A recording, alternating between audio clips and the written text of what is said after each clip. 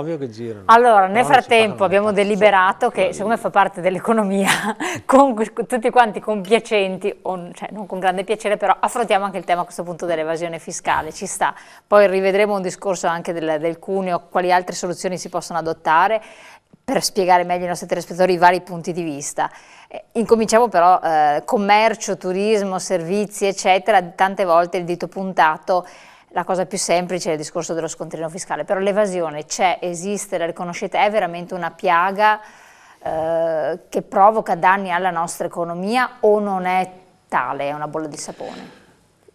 Non può essere un'impresa oggi che nasce perché ha il vantaggio che può evadere per avere un futuro, questo è poco ma sicuro.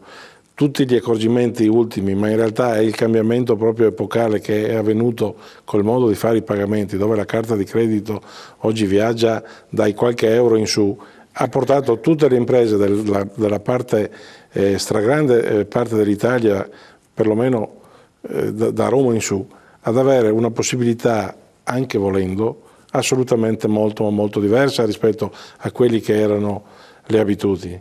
Noi dobbiamo imparare a pensare che c'è un'Italia che viaggia verso l'Europa da molto tempo e quindi se non si è raggiunto il massimo si è già comunque fatto uno sforzo enormissimo e lì non si può più ricavare, ma c'è un'altra Italia che è all'interno della malavita.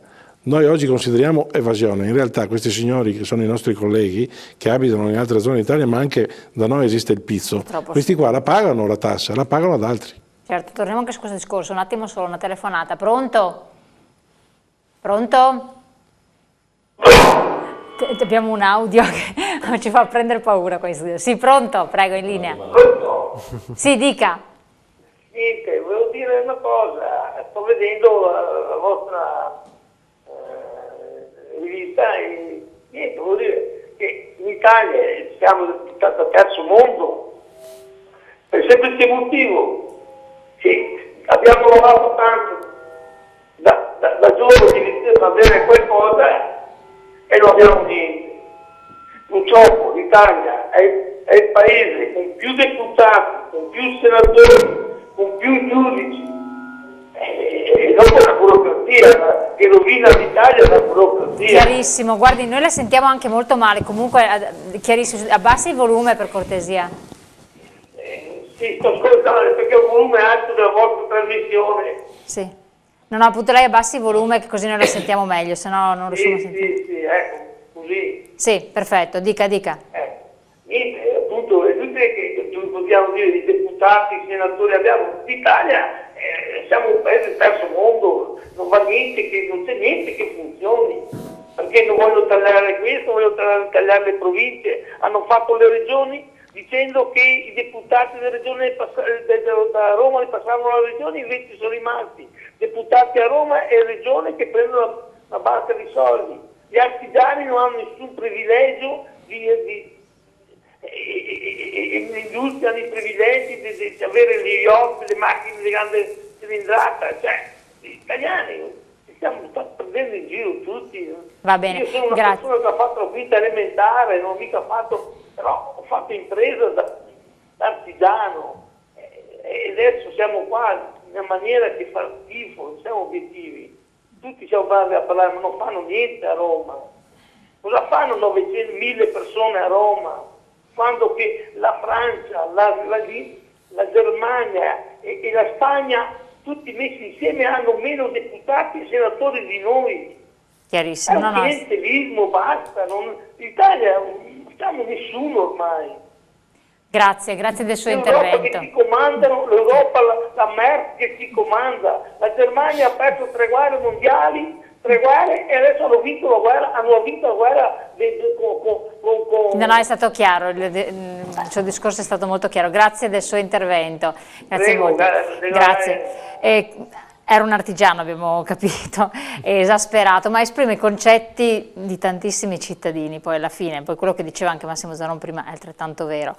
È non credere più nel proprio paese a questo punto, cioè è la sfiducia proprio nel sistema che ci governa, cioè non si regge più insieme, le cose non stanno più insieme, è gravissima la situazione, forse non se ne rendono conto. E quanto appena sentito nasce anche da una situazione di disagio. Il mondo dell'artigianato, il mondo del commercio sarebbe il mondo produttivo locale che ha fatto la ricchezza del nostro paese. Ricordiamoci che il 90% delle imprese italiane ha meno di 20 dipendenti. Infatti no, volevo precisare per essere chiari. Sembra una di nicchia invece. Ecco, il 10% non può comandare per il 90%. E quello che stava dicendo e sostenendo questo artigiano è il malumore che nasce dal fatto che nelle nostre imprese c'è la famiglia. E se entra in crisi l'azienda artigiana, entra in crisi la famiglia, che è stato il motivo principale della crescita della piccola impresa, del mondo dell'artigianato, del commercio, soprattutto in questa regione, ma anche in moltissime altre regioni d'Italia, dalla Lombardia, dall'Emilia Romagna, dal Friuli, dalla Toscana, dalla Liguria. Perché? Perché nell'attività la famiglia ha investito quasi tutto. Adesso trovarci con le difficoltà del mercato del lavoro, perché il mercato interno è chiaro che è in difficoltà e molte nostre aziende lavorano con il mercato interno, ma soprattutto con la non certezza di avere i pagamenti rispetto a quello che abbiamo dato, la certezza di non avere una tassazione costante ma che continua a aumentare a seconda della voglia o della capacità di dire aumentiamo l'IMU, aumentiamo la TARE, insomma, cioè togliamo una cosa ma ne mettiamo tre. Di fronte a questa incertezza è chiaro che uno comincia a pensare ma perché devo avere fiducia di questo Stato?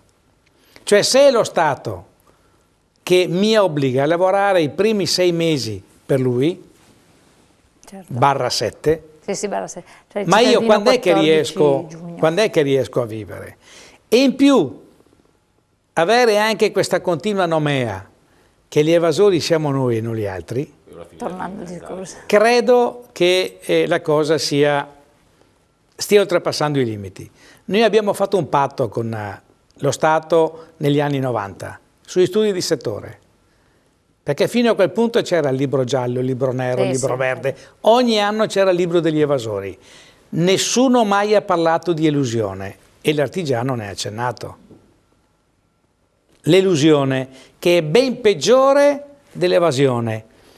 Ma perché c'è l'elusione? Perché ci sono troppe norme.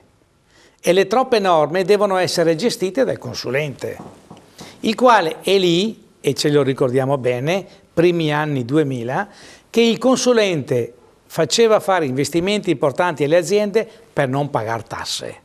Cioè non perché l'azienda doveva svilupparsi, ma per non pagare tasse. Guardate che c'è stata un'escalation su questi aspetti che è stata terribile. Oggi stiamo pagando anche questa cattiva informazione, questo cattivo modo di fare impresa, di fare consulenza all'impresa. Cioè, qui non si sta dando la colpa a Tizio Caio Sempronio, si sta dicendo che c'è una mentalità, purtroppo, dell'arte dell'arrangiarsi all'italiana, che deve essere cambiata, ma deve essere cambiata dalla scuola. Infatti qua volevo appunto sentire anche lei, consigliere, perché si parlava anche del discorso dei giovani e del coinvolgimento del sistema, partendo appunto dalla scuola. Lei è insegnante tra l'altro, per cui oltre che rivestire un ruolo pubblico di amministratore è dentro anche il sistema scolastico e conosce bene questo. No, prima fuori onda dicevo che ci sono 700.000 ragazzi che abbandonano la scuola nei primi anni, cioè finita diciamo la scuola dell'obbligo, abbandonano la scuola per 1000 motivi. Chi cerca un piccolo lavoro lo trova, poi lo perde e quindi quando l'ha perso non ha professionalità, eccetera. E in alcune zone purtroppo questi ragazzi vengono adescati dalla malavita. Allora, cosa succede se ci mancano 700.000 ragazzi che vanno a scuola? Succede che manca il futuro, mancano le intelligenze, mancano le professionalità all'interno del nostro sistema. Perché forse non credono più nella valenza del titolo di studio, visto i risultati. Non credono nella valenza del titolo di studio, ma io non credo questo qua, non credo. Credo che esista un sistema che uno dice: stai attento, meglio avere 10 euro in tasca oggi che 20 domani mattina. Questa è la prima questione. La seconda questione dei cervelli che vanno all'estero. Io faccio anche un discorso molto pragmatico, insomma io ho 2 figli, vanno all'università. Dove andranno non lo so poi alla fine, però se noi siamo un'impresa, siamo uno Stato, siamo all'interno dell'Europa, no, i nostri figli ormai hanno un mercato che è diverso da quello che pensavamo noi, si muovono diversamente, cioè hanno i mezzi di comunicazione e anche di trasporto che sono molto più rapidi, cioè il problema grosso è che noi non riusciamo ad attrarre gli altri ragazzi che possono venire qua. Dubbio. Questo è il problema grosso, ragazzi, perché io credo che i ragazzi che vanno all'estero, che possono fare l'esperienza, oppure vivere lì per tutta la vita, oppure rientrare. È una buona cosa andare a fare esperienza. Assolutamente, e poi rientrare con esperienze importanti e quindi potersi anche spendere sul mercato del lavoro nel modo importante e anche con valore.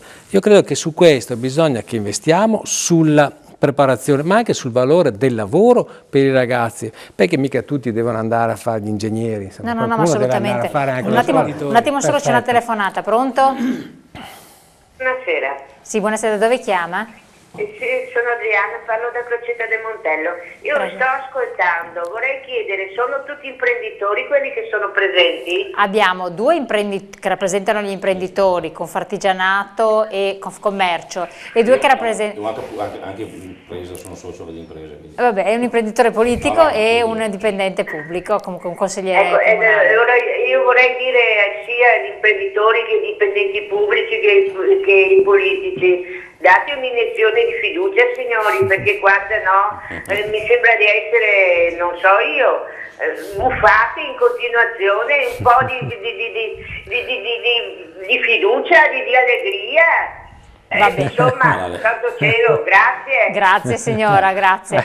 E questo può essere... Sì. No, vorrei concludere questa questione, anche perché i discorsi che abbiamo fatto sono molto di frustrazione poi alla fine, no? Perché ma noi dobbiamo arrivare a qualcosa di positivo alla fine. No, io vedo molto positivo che i ragazzi alla fine cercano di muoversi e abbiano anche questa dimensione europea, questa dimensione di allargare la conoscenza e l'intraprendenza. Ma non fuggire dal paese, no, ma che fuggire, cioè noi, secondo me, anche su questo si fa un po' di demagogia, no? Perché chiaramente ci sono le eccellenze, ma mica tutti sono eccellenze, dobbiamo anche dire che ognuno con il proprio bagaglio culturale può muoversi liberamente all'interno dell'Europa e poi dobbiamo anche dire che il nostro problema grosso proprio è la formazione professionale, che è un po' deficitaria, che invece, perché c'è un'altra struttura scolastica in Germania, in Francia, eccetera, che è diversa dalla nostra e che investe in maniera diversa.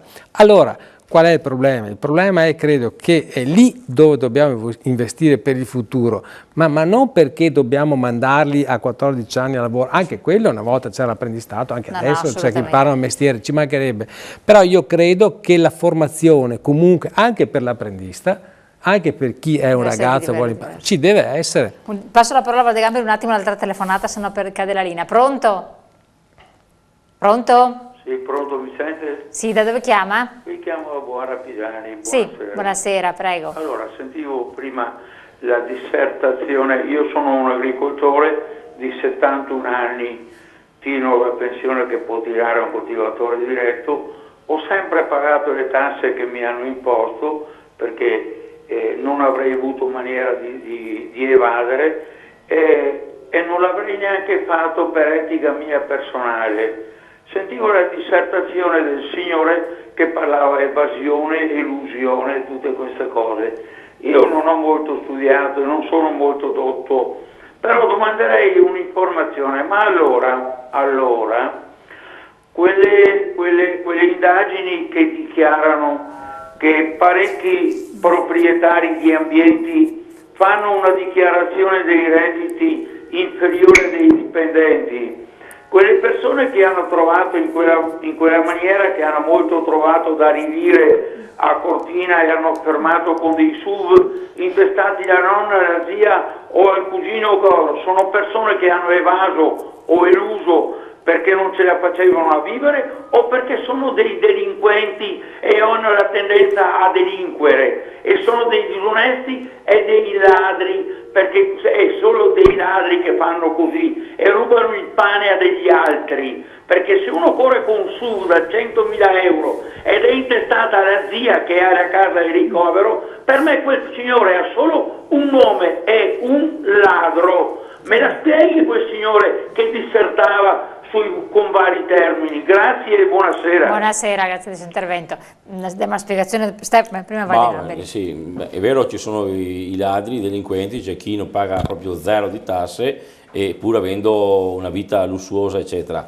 Ma c'è anche chi invece l'evasione e l'elusione, c'è anche di chi invece percepisce indennità, rendite, vitalizi eccessivamente alti senza aver magari mai lavorato. Anche lì vuol dire usare i soldi di chi ha sudato per produrli e mangiarli, quindi va visto a 360 gradi. O c'è anche chi per esempio ha amministrato aziende come l'Alitalia, è stato come amministratore, è stato liquidato con milioni di euro di indennità, ha preso dei milioni di euro di indennità, ha fatto fallire con la complicità del sindacato, anche lì sindacalizzato dove si lavorava un'ora al giorno, dove eccetera abbiamo fatto fallire e presentato il conto agli italiani. Anche lì ci sono i ladri, c'è tutto un sistema che non è equo, e io per quello prima ho detto, se portiamo le pensioni a 30-40 mila euro all'anno, sono state guadagnate quelle pensioni lì o sono a carico di chi deve sudare, del piccolo artigiano, del commerciante che deve lavorare 20 ore al giorno e magari si trova con 400-500 euro di pensione alla fine? Allora